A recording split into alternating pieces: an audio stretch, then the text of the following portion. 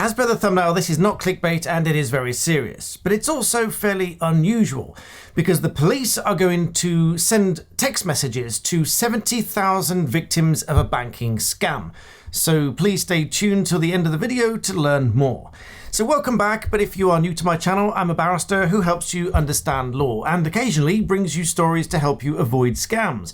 But in this case, to help you to take notice of a text message that you might otherwise dismiss as a scam, because this one, over the next 2 days, is going to come directly from the police. So the Metropolitan Police have arrested a man in East London who is accused of being involved in an international service which produced fake scam phone calls to their victims. Victims have reportedly lost many thousands of pounds and in one case over £3 million. So the reason for this video is that the police only have the telephone numbers of the victims of this scam. Thus they are trying to contact victims by way of their phone number. Detectives believe in fact that there could even be over 200,000 victims in the UK, of which the police are going to contact around 70,000 according to the BBC article. One way you can recognise if you might have been part of this scam is that this iSpoof website, which you wouldn't have been aware of at the time, allowed the fraudsters to pose as employees of banks including Barclays, Santander, HSBC, Lloyds, Halifax, First Direct, NatWest, Nationwide and TSB. The victims of this scam were asked to put in a one-time code or password for their account into their phone, which is usually a normal thing to do with verifying your bank because it's two-factor authentication.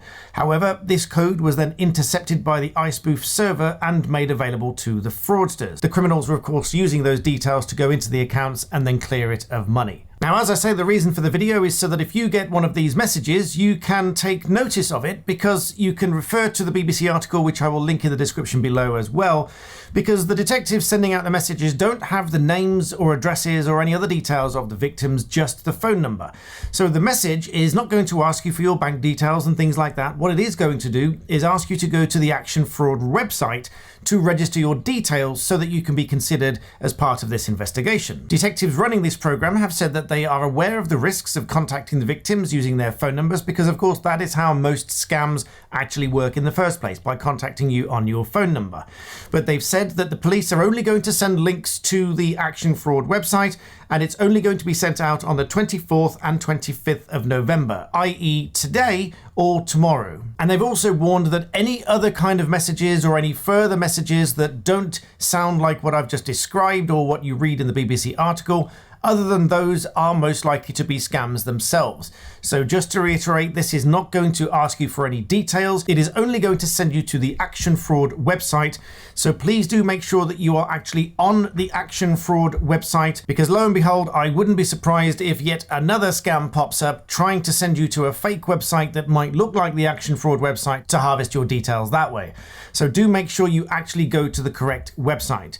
Now, the police have seized and taken offline and replaced with this image here that the website has been seized that was being used for this scam. This was the iSpoof website that has been taken down by the FBI, which also bears the Metropolitan Police logo. Detective Superintendent Rance from the Cybercrime Unit said victims would not have known that this phone call was coming from iSpoof in the first place, and that the other person on the end of the line can sound very convincing.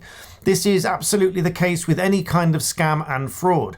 You may very well be led to believe that the person you are speaking to is a real person, a genuine person, a kind person, or maybe even deflecting that this is some kind of scam at all. And it's believed that something in the region of £48 million has been stolen by criminals using this website, and that this figure is likely to increase as the investigation unfolds. And according to the BBC article, a 34-year-old man has been charged with making or supplying articles for use in fraud and participating in the activities of an organised crime group.